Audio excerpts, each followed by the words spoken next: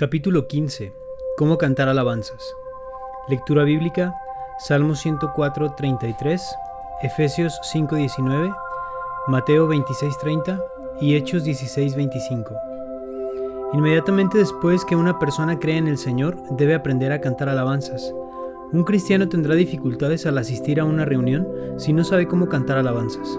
Con frecuencia, uno no sabe cómo orar en una reunión, pero es mucho más frecuente que en tales ocasiones uno no sepa cantar alabanzas. Tenemos que aprender a cantar alabanzas. No estamos hablando de aspirar a ser músicos, sino de familiarizarnos con las alabanzas.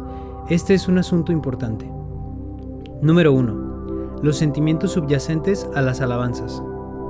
En la Biblia encontramos profecías, relatos, doctrinas, enseñanzas y mandamientos, pero en ella también hay cánticos. Los cánticos son las expresiones de los sentimientos más nobles y tiernos que hay en el hombre. Los sentimientos que manifiesta el hombre en sus oraciones delante de Dios no pueden compararse con los sentimientos que él manifiesta a través de sus cánticos ante Dios. Jamás llegan a ser tan delicados y tan llenos de ternura como estos últimos.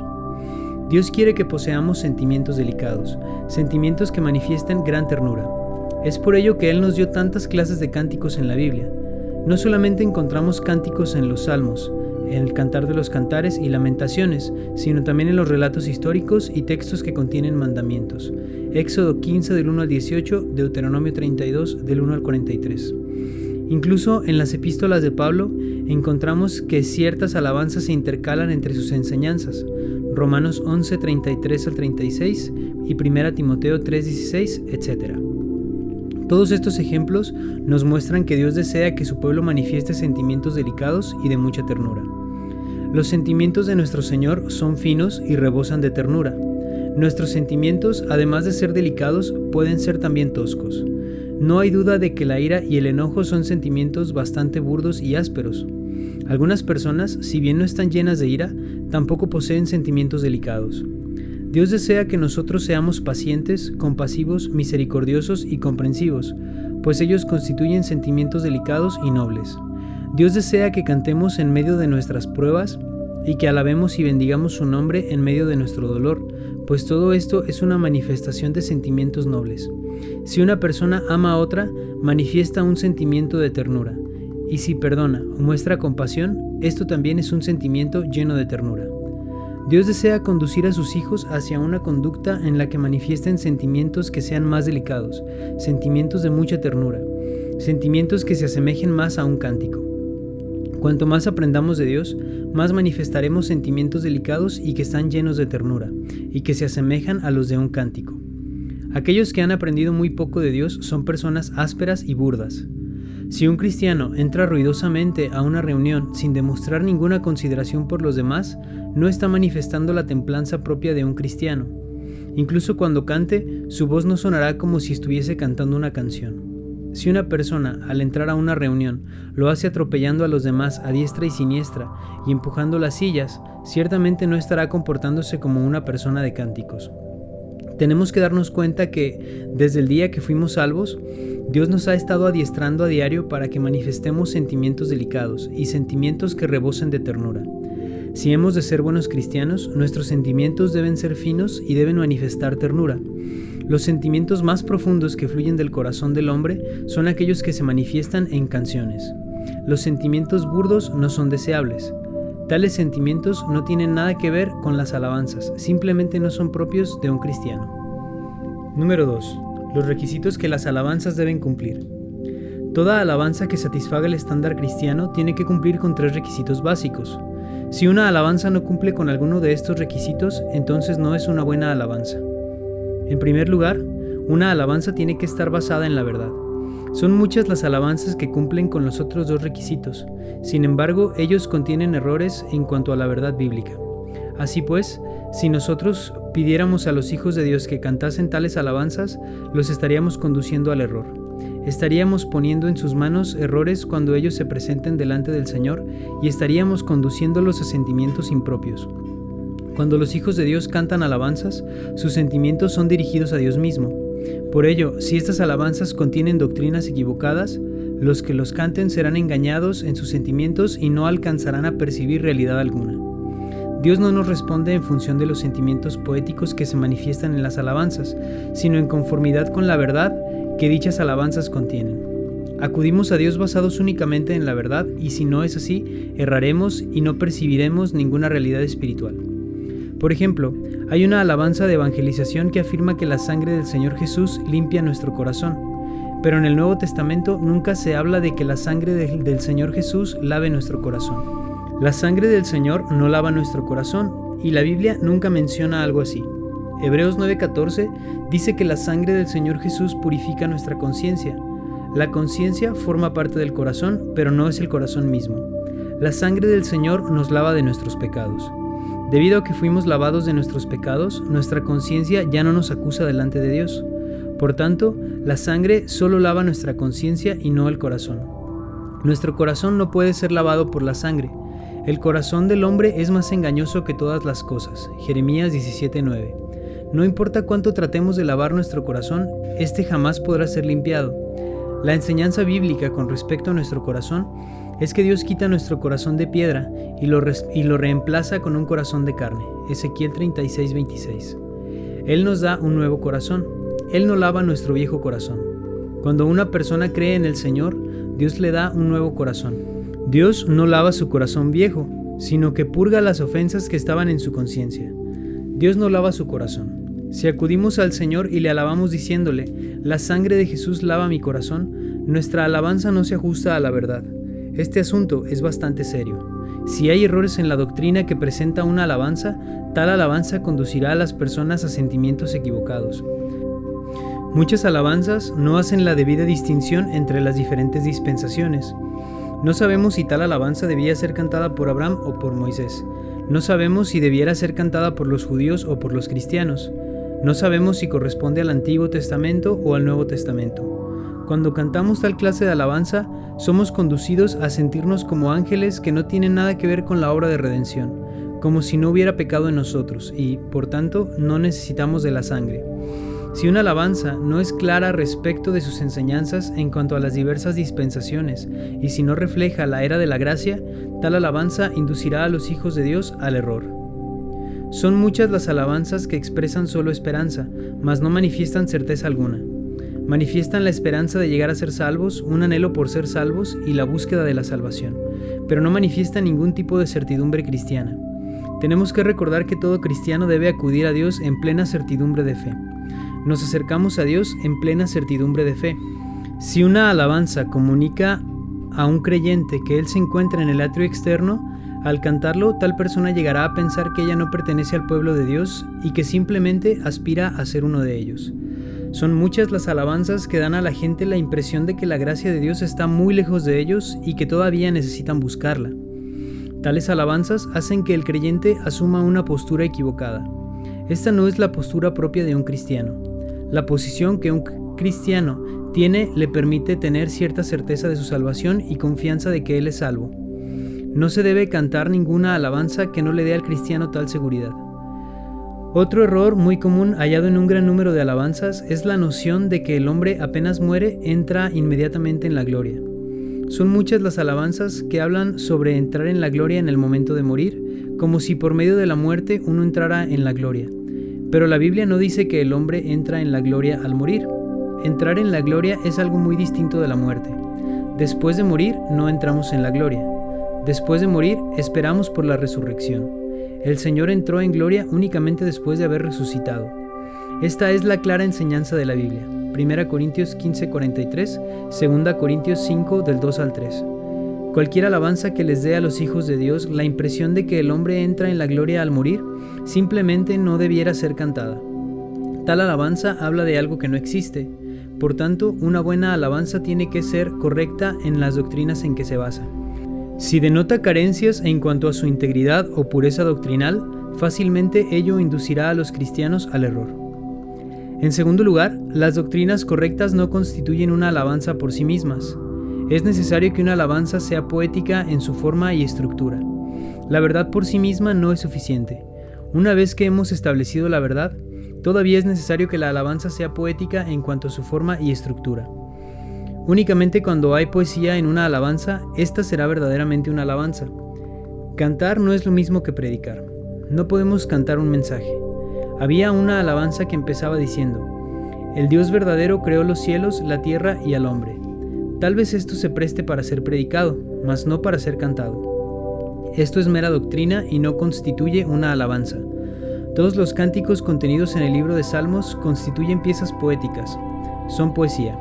Todo salmo es sublime y rebosa de ternura en su forma y expresión, al mismo tiempo que, como poesía, expresa los pensamientos de Dios.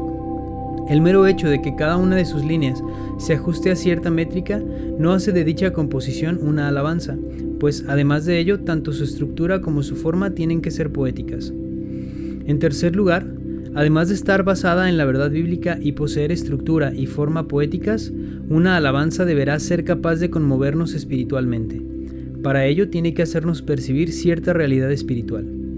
Por ejemplo, el Salmo 51 es un salmo en el que David manifiesta arrepentimiento. Al leerlo, encontramos que el arrepentimiento de David es doctrinalmente correcto, que sus palabras fueron cuidadosamente elegidas y que posee una estructura compleja. Pero, sobre todo, percibimos que tales palabras encierran algo más. Percibimos que dicho salmo encierra cierta realidad espiritual, cierto sentir espiritual. Podemos llamar a esto la carga de la alabanza. David se arrepintió y tal sentimiento de arrepentimiento impregna todo el Salmo 51. Al leer el libro de Salmos, muchas veces encontramos algo que nos conmueve, y esto es que todos los sentimientos expresados en estos salmos son genuinos. Cuando el salmista se regocija, entonces salta y grita de gozo. Cuando está triste, llora. Estos salmos no son palabras huecas carentes de realidad, sino más bien tales palabras encierran realidad espiritual. Por tanto, una alabanza no solamente tiene que ser correcta en cuanto a la verdad y poseer forma y estructura poéticas, sino que además deberá estar imbuida de una patente realidad espiritual. En otras palabras, si una alabanza es triste, deberá hacernos llorar, y si está llena de gozo, deberá hacer que nos regocijemos. Cuando habla de algo, deberá hacernos sentir aquello a lo cual se refiere. No podemos cantar una alabanza de arrepentimiento sin que esto genere el eco correspondiente en nuestro corazón. No podemos reírnos mientras lo cantamos. No podemos decir que estamos cantando alabanzas a Dios y aún así carecer de gozo y regocijo. No podemos cantar una alabanza de consagración y sin embargo no tener ningún sentimiento de consagración. No podemos afirmar que cierta alabanza nos llama a postrarnos delante de Dios y a estar quebrantados en su presencia y, sin embargo, seguir sintiéndonos muy a gusto con nosotros mismos e incluso orgullosos de nosotros mismos. Si una alabanza no nos comunica el sentimiento correcto que corresponde a un determinado asunto, entonces no es una buena alabanza. El sentimiento que inspira una alabanza debe ser un sentimiento genuino y deberá hacernos percibir cierta realidad espiritual. Una alabanza tiene que ser fiel a la verdad y poética en forma. Al mismo tiempo, tiene que dirigir la atención del cantante a la realidad espiritual que encierran sus palabras, es decir, tiene que hacerle palpar lo que la alabanza dice. De otro modo, no cumple con la norma exigida para las alabanzas. Estos tres requisitos tienen que ser satisfechos para que una alabanza pueda ser considerada una buena alabanza. Número 2. Algunos ejemplos de alabanzas. Ahora consideraremos algunas alabanzas como ejemplo de lo que queremos decir. Primer ejemplo. Himnos número 66. Miles de voces van proclamando, a una voz, Cordero de Dios. Miles de santos van respondiendo, dándole eco a su clamor. Resuena el cielo, gloria al Cordero. Todos le rinden esta canción, con voz potente participando en su eternal adoración. Esta alabanza, como el incienso, asciende al trono del Padre Dios. Todos se inclinan a Jesucristo, todas sus mentes una son. Por su consejo el Padre reclama, dadle al Hijo el mismo honor. Toda la gloria de Dios el Padre expresa el Hijo en su esplendor. Huestes del cielo frente al Cordero, por el Espíritu del Señor, son coronados con luz y gozo para alabar al gran Yo Soy. Descansa hoy sin ningún estorbo la jubilosa nueva creación, tan bendecida en Jesucristo por su completa salvación. Desborda del cielo con alabanzas por la creciente eterna canción. Amén. Resuena por todo el orbe. Amén. Responde la creación. Rara vez encontramos una alabanza tan magnífica como esta. Esta alabanza fue escrita por J.N. Darby. En un principio, esta alabanza tenía 13 estrofas, pero en 1881, el señor Darby depuró esta alabanza con la ayuda del señor Wigram y eliminó varias estrofas. Ahora quedan solamente 7 estrofas. A primera vista, puede parecer que esta alabanza está dirigida a los hombres, pero en realidad va dirigido a Dios. Al cantarlo, pareciera que nos elevamos a la escena universal descrita en Apocalipsis 4 y 5, es decir, a la escena que ocurrió después de la ascensión del Señor.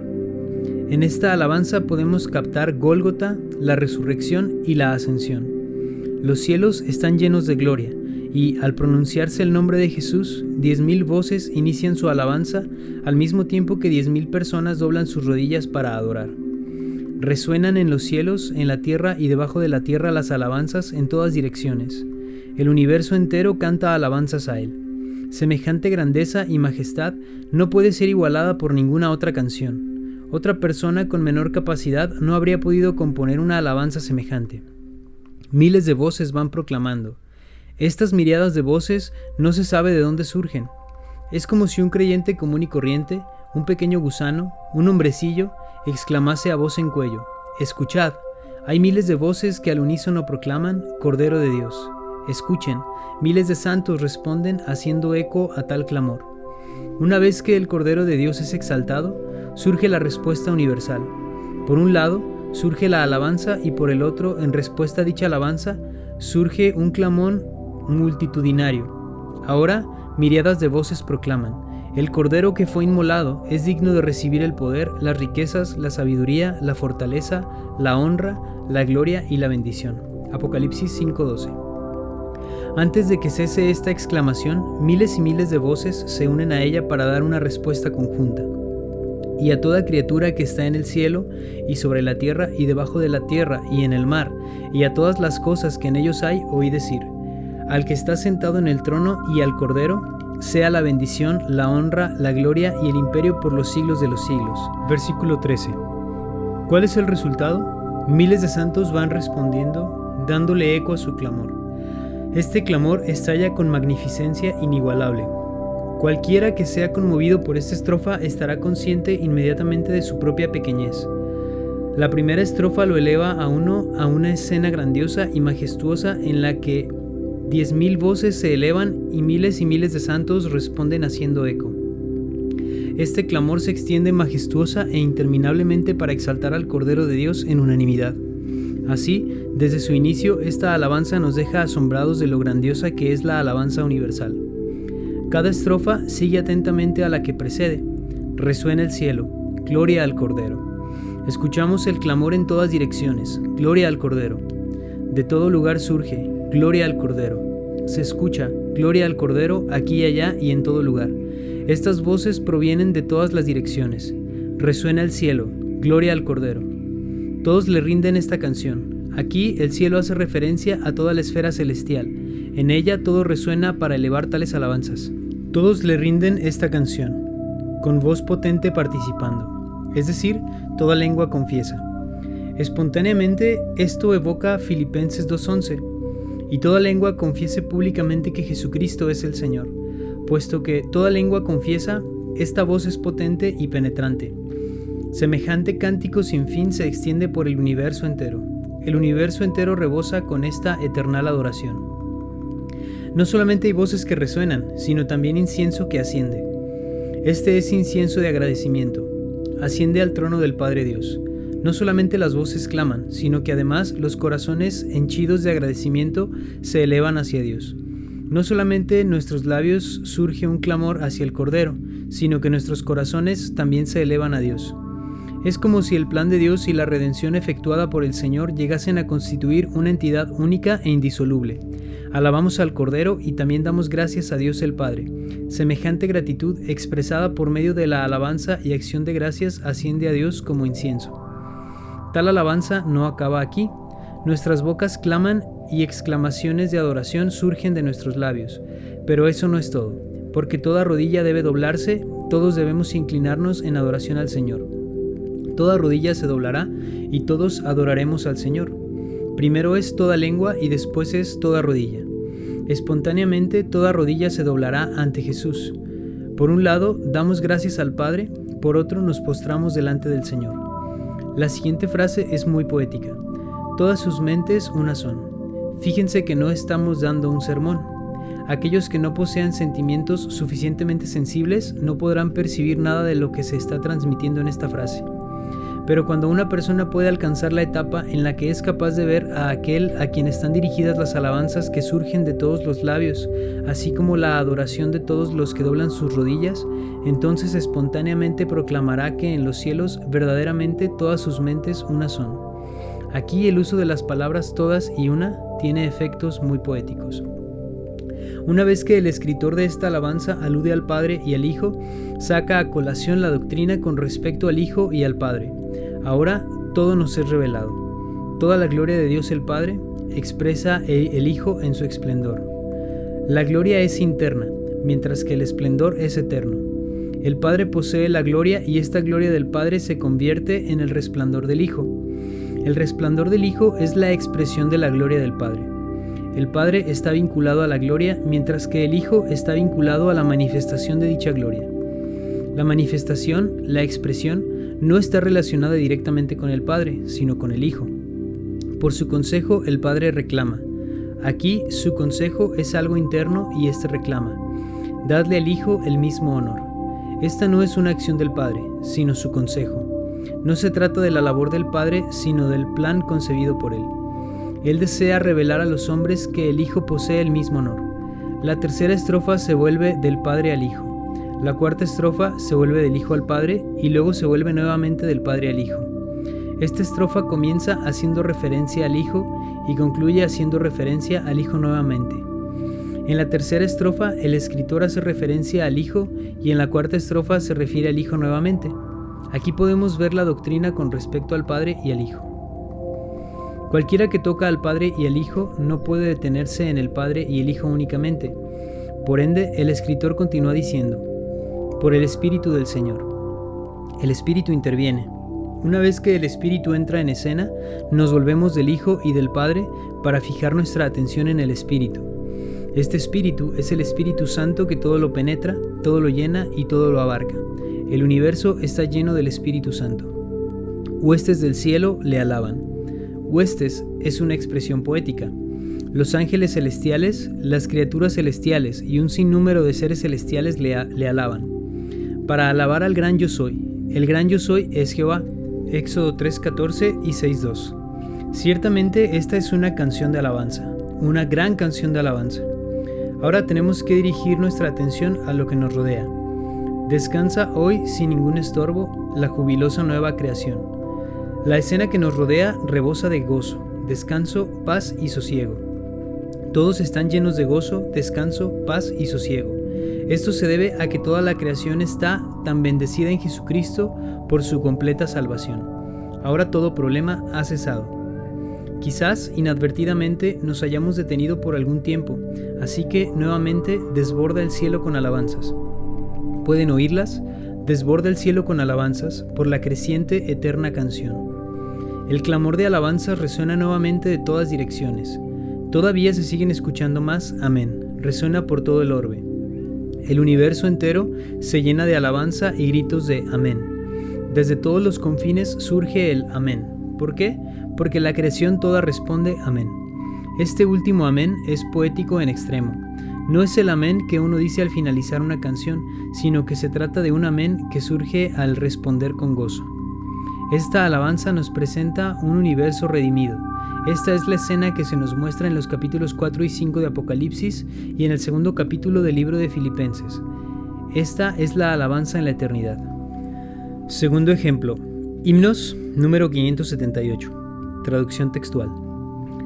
De voluntad débil y fuerzas endebles, habiendo perdido casi toda esperanza, solo puedo confiar en tu operación que me conduce y guía a proseguir. A pesar de todo mi esfuerzo, fracaso encontré. Igual que antes, fallé y erré. Solo confío en tu paciencia para aferrarme a tu palabra y guardarla. Siempre que mi corazón se enaltece, estoy a punto de caer. Ya no me atrevo a actuar ni a pensar, pues te necesito para poco o mucho hacer. Tú eres mi Salvador, fortaleza y persistencia. Oh Señor, busco tu rostro hoy. Aunque soy el más débil entre los débiles, mi fortaleza no es sino tu gracia. Esta es una alabanza excelente que dirigimos a Dios. De voluntad débil y fuerzas endebles. En nuestro interior, nuestra fuerza de voluntad se ha hecho débil, mientras que externamente nuestras fuerzas son endebles. Interiormente anhelamos tener la suficiente fuerza de voluntad, pero somos débiles. Externamente deseamos hacer algo, pero estamos demasiado débiles para hacerlo. Así pues, no podemos decidir ni queremos correr. Por ello, habiendo perdido casi toda esperanza, ¿qué le da a uno por hacer? Únicamente nos queda confiar en su operación. Al comienzo, el escritor habla consigo mismo, pero ahora se vuelve a Dios. Él acude a Dios y pone sus ojos en quien lo conduce y guía a proseguir. Esto quiere decir que aparte de la dirección que el Señor le provee gentilmente a cada paso, el escritor no abriga ninguna otra esperanza.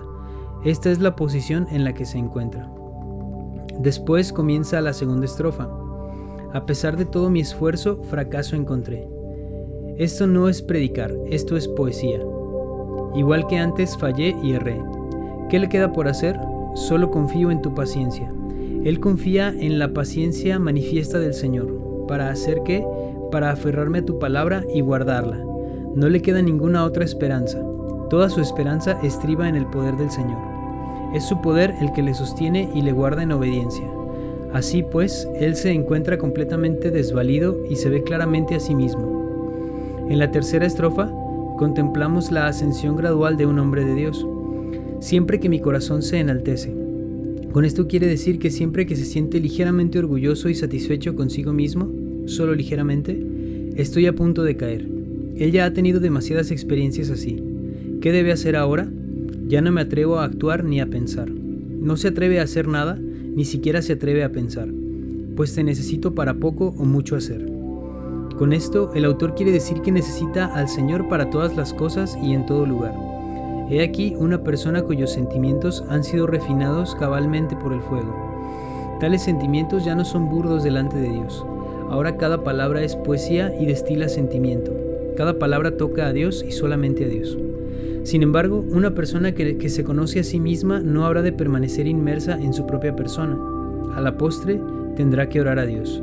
Tú eres mi Salvador, fortaleza y persistencia. Oh Señor, busco tu rostro hoy. No tengo otra opción ni otra esperanza, no tengo nada más, solamente puedo venir a buscarte. Esta frase, aunque soy el más débil entre los débiles, hace referencia nuevamente a lo expresado en la primera estrofa. No concluye abruptamente, puesto que soy de voluntad débil y fuerzas endebles, no puedo decidir ni tampoco quiero correr. Soy el más débil entre los débiles. ¿Qué haré? Mi fortaleza no es sino tu gracia. La gracia del Señor es todo lo que Él necesita y es su gracia la que le permite proseguir. Si nuestros sentimientos han sido probados y han sido refinados, entonces todas las veces que al acercarnos a Dios percibamos la realidad de una alabanza como esta, cuyos sentimientos han sido definitivamente refinados y sometidos a prueba por Dios mismo, inevitablemente seremos conmovidos por Él. Tercer ejemplo. Himnos número 377. Traducción textual. Si este mi camino lleva a la cruz y si tu sendero trae pérdida y dolor, sea mi recompensa, a diario, a cada hora, diáfana comunión, contigo, bendito Señor. Si mengúa el gozo terrenal, da, Señor, lo celestial. Si herido el corazón, en espíritu te alabe.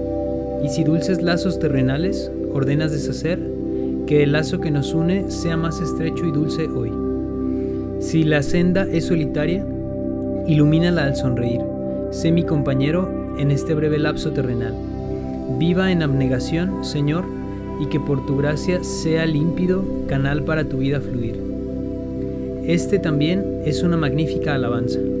La poesía impregna las expresiones y palabras en ella halladas, las cuales manifiestan unos sentimientos muy profundos. Todo cuanto compone esta alabanza indica una esfera muy elevada. Todos sus elementos son sobresalientes y reflejan madurez. Rara vez una alabanza sobre la comunión con el Señor llega a ser tan sublime. No hay rastro alguno de artificialidad o exageración. Se trata de una verdadera expresión de amor que siente una persona hacia el Señor. Es la sumisión perfecta nacida de la consagración perfecta. Es la voz de sumisión que surge del corazón de una persona que no ofrece resistencia alguna al Señor. Si este mi camino lleva a la cruz, y si tu sendero trae pérdida y dolor, sea mi recompensa, a diario, a cada hora, diáfana comunión, contigo, bendito Señor. Esto no es sino completa consagración y sujeción al Señor. La segunda estrofa es la mejor de toda la alabanza. En ella, el sentimiento trasciende todavía más. Si mengua el gozo terrenal, considera la escritora, da, Señor, lo celestial. En su oración, ella no le pide a Dios que la libre de sus circunstancias, ni que altere las mismas, sino que ella pueda disfrutar de comunión más íntima con Él. Si herido el corazón, en espíritu te alabe. He aquí una persona que sabe distinguir entre su espíritu y su corazón. Puede que tenga el corazón hecho pedazos, pero en su espíritu ella es capaz de alabar. Quizás su corazón esté herido, pero su espíritu se conserva fresco delante de Dios. Ella conoce la diferencia que hay entre el corazón y el espíritu. Así pues, tal persona no suplica por disfrute para el corazón, sino por recompensa del espíritu. Ella ya ha comenzado la ascensión, pero ascenderá más aún en la siguiente línea.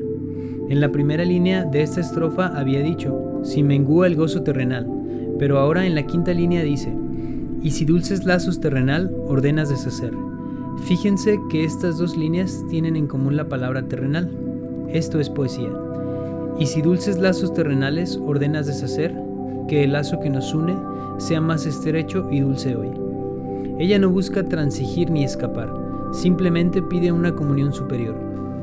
Esta persona va de los dulces lazos terrenales de la quinta línea a el lazo que nos une. Esto es precioso. El sentimiento es noble y delicado. Las palabras son las apropiadas y la estructura de la alabanza es maravillosa. Esto es hermoso.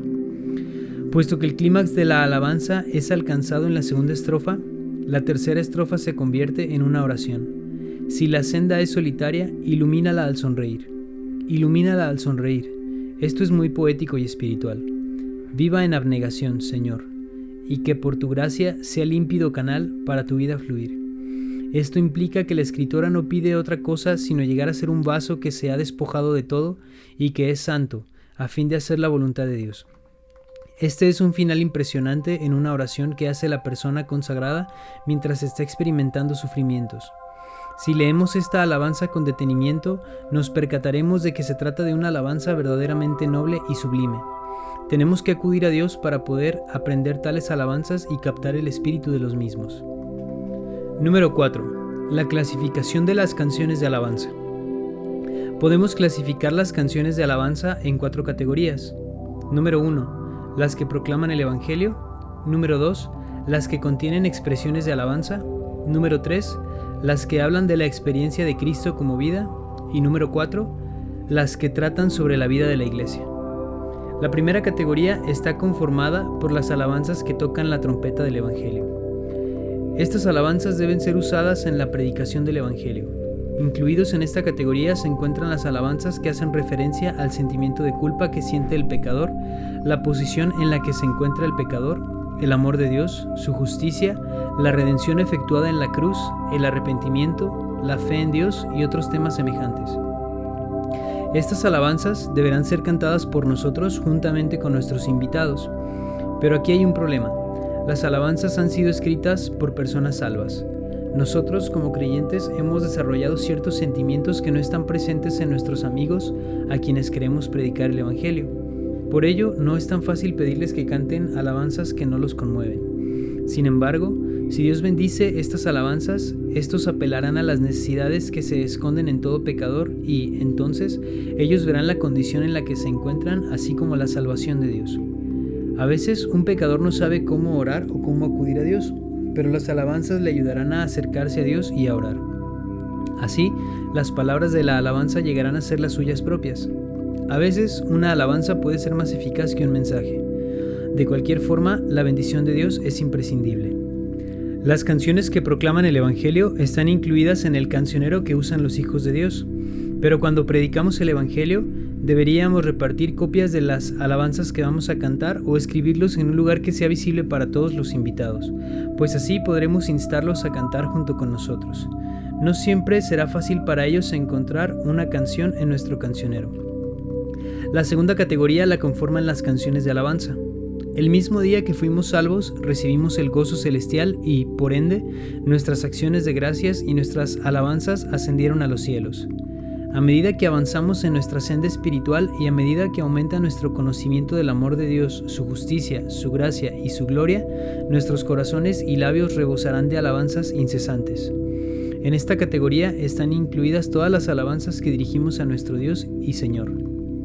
La tercera categoría la conforman las canciones que hablan de la experiencia de Cristo como vida. La redención efectuada por Dios tiene como meta que nosotros vivamos la vida de Cristo. Dios no nos pide que imitemos a Cristo. Dios anhela que el propio Cristo resucitado sea expresado en nuestra vida diaria. Cuando Cristo estaba en la tierra, Él se expresaba mediante el cuerpo que recibió de María. Después de su resurrección y ascensión, la iglesia es su cuerpo y ahora Él desea expresarse por medio de la iglesia. Cuando éramos pecadores, necesitábamos la salvación y la justificación. Ahora que somos creyentes, buscamos conocer y experimentar la vida de Cristo y procuramos expresar en nuestra vida diaria la vida de este Cristo. Y ya no vivo yo, mas vive Cristo en mí. Gálatas 2:20. Él vivió en la tierra para beneficio nuestro. Él se enfrentó a nuestros pecados, nuestras tentaciones y nuestra carne. Ahora Él ha llegado a ser nuestra vida, nuestra santidad, nuestro amor y nuestro gozo. Él es quien realiza tal obra y no nosotros. Esta es la meta de la obra del Espíritu Santo en esta era. En esta categoría de alabanzas están incluidos conjuntamente todas aquellas que hacen referencia a nuestra búsqueda inicial del conocimiento de la vida divina en nuestro ser y todo aquello que manifiesta la plena expresión de esta vida en términos de nuestra fe, comunión, satisfacción, guerra espiritual y servicio al Señor. En suma, esta categoría incluye todo cuanto se refiere a procurar esta vida y experimentarla. La cuarta categoría está conformada por las canciones que se refieren a la vida de la iglesia. En ella se incluye todo cuanto se relacione a nuestro andar cristiano, nuestras experiencias diarias, nuestro entorno, nuestro trabajo y, en general, todo aquello en lo cual se ocupa un cristiano. En esta categoría están incluidas las alabanzas que atañen a nuestras reuniones, el matrimonio, nuestras fiestas de amor, la familia, los niños, nuestra salud, etc. Número 5. ¿Cómo usar las alabanzas? Al elegir qué canción debemos cantar, tenemos que tomar en cuenta lo siguiente. Inciso A. ¿A quién está dirigida la canción? Las canciones pueden estar dirigidas a 3 distintas clases de personas. En otras palabras, pueden ser cantadas a uno o más de los siguientes grupos. Número 1. Canciones dirigidas a Dios. La mayoría de canciones están dirigidas a Dios. El objeto de tal poesía es Dios mismo. La mayoría de los salmos del libro de los Salmos es poesía dirigida a Dios. El Salmo 51 es un salmo muy conocido que consiste en una oración dirigida a Dios. Toda canción de alabanza, agradecimiento y oración es cantada a Dios. Número 2. Canciones dirigidas a los hombres. Otros salmos están dirigidos a los hombres. El Salmo 37 y el 133 son ejemplos de ello. Esta clase de alabanzas les predica el Evangelio a los hombres o los alienta a ir a Dios. Todas las alabanzas que proclaman el Evangelio, así como las alabanzas de exhortación, son cantadas a los hombres. Colosenses 3:16 dice: enseñándoos y exhortándoos unos a otros con salmos y alabanzas y cánticos espirituales, cantando con gracia en vuestros corazones a Dios. Aquí vemos que los salmos y las alabanzas sirven también para enseñar y amonestar. Esto está orientado a los hombres en general, pero al mismo tiempo implica cantar con gracia en vuestros corazones a Dios, lo cual es dirigirse a Dios. Por tanto, incluso las alabanzas que están dirigidas a los hombres son para Dios. En la iglesia no se debieran cantar demasiadas canciones dirigidas a los hombres. En el libro de Salmos, esta clase de cántico representa un pequeño porcentaje del libro. Podemos tener alabanzas dirigidas a los hombres, pero no es apropiado tener demasiadas alabanzas de esta clase. Cuando cantamos demasiadas alabanzas de esta clase, perdemos de vista el principal propósito que tienen las alabanzas, el cual es dirigir a los hombres a Dios. Número 3. Canciones dirigidas a uno mismo. Hay además una tercera clase de canciones en la Biblia, aquellos que nos cantamos a nosotros mismos. Muchos pasajes en el libro de Salmos incluyen la frase «Oh alma mía». Todas estas alabanzas están dirigidas a uno mismo. Los Salmos 103 y 121 son buenos ejemplos de tales canciones. Esta clase de canciones representa la comunión que una persona tiene con su propia alma. Se trata del concilio que uno sostiene con su propio corazón, así como de la conversación que se tiene con uno mismo. Todo aquel que conoce a Dios sabe lo que significa tener comunión con su propio corazón. Cuando una persona goza de comunión con Dios, espontáneamente aprende a tener comunión con su propio corazón. En tales ocasiones, uno se canta a sí mismo, se grita a sí mismo, se dirige a sí mismo y se recuerda a sí mismo. Generalmente, tales canciones concluyen haciendo que nos tornemos a Dios. Quizás una persona haya comenzado por tener comunión con su propio corazón, pero invariablemente acaba teniendo comunión con Dios. Cada una de estas tres clases de canciones puede ser usada a su manera. Las canciones que hablan de nuestra salvación, comunión, acción de gracias y alabanza son cantadas a Dios. Cuando la iglesia se reúne, debiéramos elegir canciones que estén dirigidas a Dios. Nuestros corazones deben estar dirigidos a Dios. Cuando nos involucramos en la obra o cuando nos dirigimos a los santos o a los pecadores, las canciones pueden ser usadas como parte de la predicación y entonces cantamos a los hombres. Cuando estamos solos, podemos cantar alabanzas de comunión con nosotros mismos. En las reuniones de la iglesia, la del partimiento del pan, la de la oración y las reuniones de comunión, debemos aprender a cantarle a Dios y algunas veces podemos dirigir nuestros cánticos a nosotros mismos. En las reuniones de la obra, las reuniones del Evangelio y en las que se dan mensajes, podemos valernos de canciones que están dirigidas a los hombres, así como de alabanzas dirigidas a Dios. Cuando estamos solos o existe alguna necesidad individual, podemos valernos de las canciones que están dirigidas a uno mismo. Inciso B. Las diversas maneras en que podemos cantar las alabanzas. La Biblia, que sepamos, menciona 3 maneras en que podemos cantar las alabanzas. Cantamos como congregación, cantamos en mutualidad y cantamos solos. En el Antiguo Testamento encontramos varias ocasiones en las que los levitas cantaban solos. El resto del tiempo era toda la congregación la que cantaba. El libro de Salmos fue escrito para ser cantado por la congregación. Al leer el Nuevo Testamento, encontramos que también se puede cantar alabanzas en público. La última noche en la que el Señor y los discípulos estuvieron juntos, Mateo 26:30 nos dice: «Y cuando hubieron cantado un himno, salieron al monte de los olivos». Esto nos muestra que ellos juntos cantaron la alabanza. Por tanto, el cantar como congregación se menciona tanto en el Antiguo Testamento como en el Nuevo Testamento. Una vez que surgió la iglesia, además de cantar como congregación, los creyentes se cantaban mutuamente los unos a los otros y también cantaban solos. Tanto Colosenses 3:16 como Efesios 5:19 hacen referencia a que los creyentes se cantan mutuamente. Al cantarnos los unos a los otros, después que un hermano canta, otro hermano le responde cantando.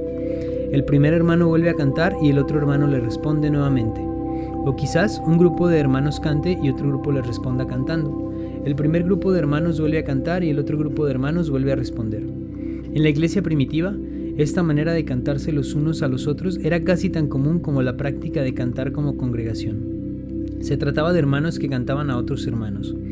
Sin embargo, al formarse en la iglesia el sistema de clérigos y laicos, en lugar de cantarse los unos a los otros, se adoptó la práctica de hacer que los clérigos y los laicos cantaran, lo que ahora se conoce como antífona. Posteriormente, esto se convirtió en lo que se conoce como lectura antifonal o lectura de respuesta mutua. Creemos que el Señor sigue recobrando entre nosotros la manera apropiada de cantar alabanzas. En la Biblia se menciona la práctica de cantar alabanzas los unos a los otros, por tanto, debemos cantarnos los unos a los otros. Quizás podamos cantar una alabanza alternándonos los hermanos y las hermanas en cada estrofa, o alternando entre una persona y el resto de la congregación, o entre diferentes grupos. Los que están sentados en las primeras filas de asientos pueden cantar a los que están sentados en las filas de atrás y viceversa, o los sentados en el lado izquierdo alternan con aquellos en el lado derecho del salón. Todas estas constituyen maneras muy buenas en las que podemos cantar. También se menciona en la Biblia el caso de solistas. 1 Corintios 14:26 dice: «Cada uno de vosotros tiene salmo, tiene enseñanza, tiene revelación, tiene lengua, tiene interpretación». La frase «cada uno de vosotros tiene salmo» se refiere a cantar como solista. Durante la reunión, quizás un hermano reciba alguna revelación, tal vez otro hermano reciba una enseñanza e incluso otro hermano puede ser que reciba un salmo. Aquí el salmo es cantado por un individuo. Un hermano siente que tiene un salmo, una alabanza, que reposa en él y quiere cantarlo en voz alta. No está haciendo algo por sí mismo ni está haciendo algo que los demás no deseen hacer. En realidad está cantando en nombre de toda la iglesia. Esta clase de canto individual puede o no estar basado en algo escrito, puede o no ceñirse a alguna tonada conocida. Muchas veces podemos cantar canciones espirituales, las canciones de las que habla la Biblia. Colosenses 3:16, 1 Corintios 14:15. Mientras uno canta tales cánticos, el Espíritu Santo espontáneamente ministra la música y la melodía. Esta persona ha sido inspirada por el Espíritu Santo a cantar. Cuando alguien canta como solista, deberá cantarlo con todo su ser y la audiencia debe aprender a recibir el suministro que procede del espíritu del cantante. La audiencia no debe prestarle mucha atención a la melodía, sino que debe esforzarse más bien por recibir el suministro que proviene del espíritu del cantante. Este cántico individual, ya sea con una melodía conocida o con una melodía improvisada, debe ser cantada bajo la especial inspiración del Espíritu Santo. No se asemeja en nada a aquellos solistas a quienes les encanta exhibir su carne. Aquellos que carecen del suministro en el Espíritu no deben cantar solos. C. Adiestramiento práctico. Primero tenemos que familiarizarnos nosotros mismos con el índice de nuestro cancionero. Tenemos que recordar claramente cómo están clasificadas las alabanzas. Si ustedes comprenden el principio que rige dicha clasificación y saben de memoria de qué se trata cada categoría, así como para qué es útil y además saben a cuál de estas categorías pertenece cada canción, de inmediato encontrarán la canción que desean cuando lo necesiten. Busquen la canción que más se ajuste a vuestra condición y apréndansela. Comprendan cada una de sus palabras y la función que cumplen los signos de puntuación. Luego analicen cómo el pensamiento del escritor va desplegándose desde el principio hasta el final de la alabanza. Vuestro corazón tiene que estar abierto. Ustedes deben ser personas de mucha sensibilidad. Vuestra voluntad debe ser flexible y dócil. Deberán tener una mente lúcida. Después de esto, todavía necesitan aprender a cantar. Así podrán aprender de 2 a 3 alabanzas cada semana. Al comienzo, si usted no puede cantar, puede tararear unas cuantas tonadas cada mañana o puede inventar melodías sencillas para tararear la alabanza. Al hacer esto, usted percibirá el espíritu de la alabanza y desarrollará sus sentidos espirituales. Sin embargo, todavía tiene que aprender a cantar la alabanza conforme a las notas apropiadas. Después que usted haya aprendido a cantarlo con la melodía que le corresponde a dicha alabanza, podrá cantarlo de la manera en que el espíritu le guíe, ya sea como congregación, los unos a los otros o individualmente. Las alabanzas cultivan los sentimientos espirituales más nobles y sensibles que puedan anidar en un cristiano. Espero que, en presencia de Dios, todos nosotros podamos aprender algo al respecto. Si podemos acercarnos a Dios con delicadeza y ternura, podremos desarrollar una comunión más íntima con Dios. Damos gracias al Señor que en la eternidad todos nuestros sentimientos serán nobles y rebosarán de ternura. Sabemos que hay más alabanzas en los cielos que oraciones en la tierra. Las oraciones un día cesarán, pero nuestras alabanzas llenarán el universo. Entonces, en aquel día, todos nuestros sentimientos serán nobles y manifestarán mucha ternura. Aquel será el más dulce y el más alegre de todos los días. Nota importante. El presente capítulo fue tomado del original Cómo cantar himnos, de Watchman Nee. En este capítulo, las palabras himno o himnos fueron reemplazadas por las palabras canción, canciones, alabanza y alabanzas respectivamente, debido a que a partir de mediados del siglo pasado, el siglo XX, muchas iglesias fueron reemplazando el uso de los antiguos himnos con canciones de alabanza acompañadas por música contemporánea. En la iglesia Ascender se cantan tanto himnos como canciones de alabanza.